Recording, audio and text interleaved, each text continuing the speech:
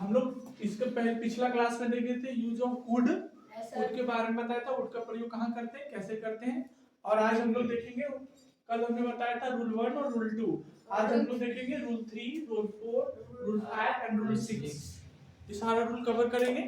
इसके पिछले क्लास में 1 और 2 करे थे। अगर आप लोग वीडियो नहीं देखे तो पिछला क्लास में जाकर देखें, है ना। और अभी आप लोग 6 तो देखेंगे हम लोग। वुड का क्लास 2 है ये, वुड का क्लास 2। देखिए रूल नंबर 3 क्या कहता है, ये ध्यान देना। रूल नंबर 3 क्या कहता है, if the sentence is in past, if the sentence is in past, अगर सेंटेंस, अगर वाक्य पास्ट में है, क्या बोले, अगर सेंटेंस पास्ट में है, it will continue in past, तो आपका सेंटेंस जो होगा पास्ट में ही चलते रहेगा, चलता रहेगा। समझ में आया? समझ में आया? अगर आपका सेंटेंस पास्ट में है तो आपका पास्ट में ही जाता ही रहेगा, ठीक है। इससे क्या होता है कि मतलब पास्ट पास्ट से दर्शाएगा। अगर कोई सेंटेंस पास्ट है, अगर कोई सेंटेंस पास्ट है तो वो आप पास्ट को आप प्रेजेंट में भी नहीं, जैसे कि मैं एक लड़का था, घर जा रहा हूँ, ऐसे नहीं हो सकता, रहा नहीं। मैं, वह एक हाथी है, वह एक हाथी है, पत्ता खाता था, हो सकता है, पर पहले पर पास्ट बोल के अब बाद में प्रेजेंट नहीं बोल सकते, ठीक है। पहले पास्ट बोल के बाद में प्रेजेंट नहीं बोल सकते। आप पहले प्रेजेंट बोल के, पहले प्रेजेंट बोल के बाद में पास्ट बोल सकते हैं, ठीक है। मैं एक लड़का हूँ, स्कूल जाया करता था, ठीक है। तो ये भी बहुत रेयर केस में बनता है, ये भी पॉसिबल नहीं होता है, बहुत कम चांस होता है इस तरह से, ठीक है। चालू हुआ ना? हाँ। तो यहाँ पर रूल 3 में क्या कहता है कि अगर सेंटेंस आपका पास्ट है तो आपको जो सेंटेंस चलेगा वो लगातार चलते रहेगा। वो किस में चलते रहेगा? पास्ट में। पास्ट में किसी में भी जाए वो पास्ट में रहेगा, ठीक है। नीचे हमने एग्जांपल लिखा, he hopped that he will would pass, तो हमने क्या लिखा कि he hopped that he will को हमने काट दिया, क्योंकि would जो है, would is the past of will, would is the past of will का past form क्या होता है? would। will का past क्या होता है? would। इसलिए हम लोग बोले he hopped। तो ये पहला सेंटेंस हो गया। सेंटेंस किसमें है? पास्ट में। सेंटेंस किसमें? पास्ट में। पास्ट में, तो हमारा आगे का भी सेंटेंस किसमें जाएगा? पास्ट में। will जो होता है वो प्रेजेंट का विल में आ जाता है, ठीक है। विल का पास्ट क्या होता है? वुड। समझ में आया? तो यहाँ पर विल पॉसिबल नहीं होगा, वुड लगाएंगे। हम लोग क्या बोले? he hoped that he would pass, वह आशा किया कि वह पास करेगा। वह आशा किया कि वह पास करेगा, तो क्या बोला, ध्यान दो, थोड़ा सा डीप में जा रहे हैं। वह आशा किया कि वह पास होगा, तो वो जो आशा किया था वो, और आशा किया और आशा किया था, तो वो पास्ट में किया था, और किया होगा तो वो जब किया होगा तब फ्यूचर था।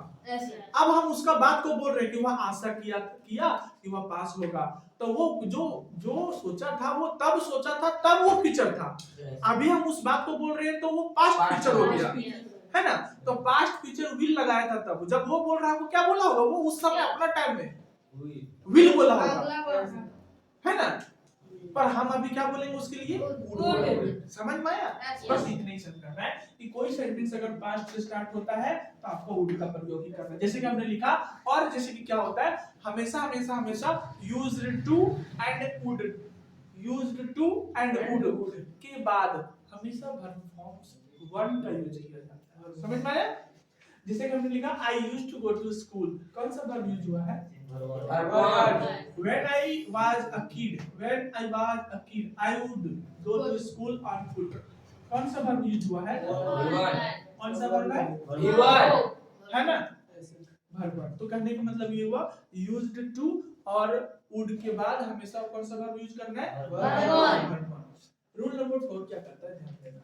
would is used as the past of will, would is used as the past of will, मतलब कि would का इस्तेमाल will का पास्ट के रूप में इस्तेमाल किया जाता है। would का इस्तेमाल will के पास्ट के रूप में किया जाता है इन इनडायरेक्ट स्पीच। कहां पर? इनडायरेक्ट स्पीच में हम लोग अब जब पढ़ाए होंगे, आपको डायरेक्ट इनडायरेक्ट पढ़ाए होंगे, तो शैल विल जब आया होगा तो विल को वुड में बदलना। प्रेजेंट रहेगा ईएमआर तो पास्ट ईयर में बताए थे। तो विल को वुड में, तो यहाँ पर हमने एग्जांपल दिया कि he said he will go there, direct में है he said he will go there, तो क्या है डायरेक्ट में है ना। तो इसका हम लोग इनडायरेक्ट कैसे बनाते हैं, इन्वर्टेड कॉमा को हटा के दैट लगता है और विल को क्या बदल देते हैं वुड में वुड में चल गया। और ही है यहाँ भी तो यहाँ भी ही रहा, समझ में आया। और वुड प्रेजेंट का पास्ट चल गया, कोई दिक्कत नहीं। रूल नंबर 5 क्या कहता है, ध्यान देना। रूल नंबर 5 कहता है कि would is used for making a polite request sorry क्या है polite request in an interrogative sentence, in an interrogative sentence interrogative sentence तो आता है क्वेश्चन मार्क्स है ना। वुड का प्रयोग क्या किया जाता है, किसी से पोलाइट रिक्वेस्ट करने के लिए, पोलाइट नम्र आग्रह करने के लिए वुड का प्रयोग किया जाता है, समझ में आया। क्या किया जाता है इंट्रोगेटिव से, और जब भी हम लोग किसी से रिक्वेस्ट करते हैं तो वो इंट्रोगेटिव में ही जाता है ना। कोई सेंटेंस पढ़ो किसी का आग्रह करके और वो पॉजिटिव में बोल के नहीं होगा, है ना। या तो उसके पहले आप कोई ऑप्टेटिव सेंटेंस का यूज कर देंगे, लेट का प्रयोग कर देंगे या तो प्लीज का प्रयोग कर देंगे, समझ में आया। ये हुआ तो हम लोग क्या कर देंगे, वुड यू हेल्प मी, हमने आपको पूछा वुड यू क्या आप मेरी मदद करेंगे, समझ में। हाँ वुड यू हेल्प मी, क्या आप मेरी मदद करेंगे तो वुड का प्रयोग हुआ है। पर हम लोग अभी हम क्या बोले, वुड का पास्ट होता है, विल का पास्ट होता है वुड, तो वुड का प्रयोग किया है। तो हम लोग भी कभी-कभी अपना प्रेजेंट टाइम में वुड का प्रयोग करते हैं नम्रता दिखवाने के लिए, समझ में आया। नम्रता मतलब पोलाइटली दिखाने के लिए, वहां पर मैनर दिखाने के लिए हम लोग वुड का प्रयोग करते हैं। You would go with him, आपको उसके साथ जाना चाहिए, पोलाइटली बोले, समझ में आया। थोड़ा सा पोलाइटली, पर छोटा था तो वुड का प्रयोग बिना इंट्रोगेशन मार्क से किए। और आगे लिखिए रूल नंबर, समझ में आया। पोलाइट रिक्वेस्ट के लिए भी वुड का प्रयोग करते हैं। Would I come in sir कह सकते हैं, would I come in sir, may I come in sir बोलते हैं। वुड आई कम इन तो भरपूर हां वुड आई कहां होता है, कमिंग नहीं होता पे, कम इन ऐसा वही तो। एक तो बोलने में होता। रूल 6 ध्यान देना, वुड डिनोट्स प्रोबेबिलिटी, क्या लिखा है, वुड डिनोट्स प्रोबेबिलिटी, तो इसका मतलब संभावना, समझ में आया। ये बहुत हो सकता है, इसका मतलब हो सकता है। Ram would be sleep, Ram सो गया होगा, संभावना कम, वुड का प्रयोग संभावना कम हो गया, समझ में। जैसे कि विल होता है ना, विल का प्रयोग मतलब 100% कंफर्म, विल का मतलब कंफर्म हो गया, वुड का प्रयोग कर दिया थोड़ा कम हो गया, क्या हो गया थोड़ा कम। ही वुड बी स्लीपिंग, बस सो रहा होगा, वह सो रहा होगा, कंफर्म नहीं है, वुड बी स्लीपिंग, समझ में। तो संभावना दिखाया, क्या दिखाया, सोया नहीं है, सो रहा होगा मींस या उसका कहना है कि सो रहा होगा, पर 100% नहीं कि वो सो रहा ही होगा, समझ में आया।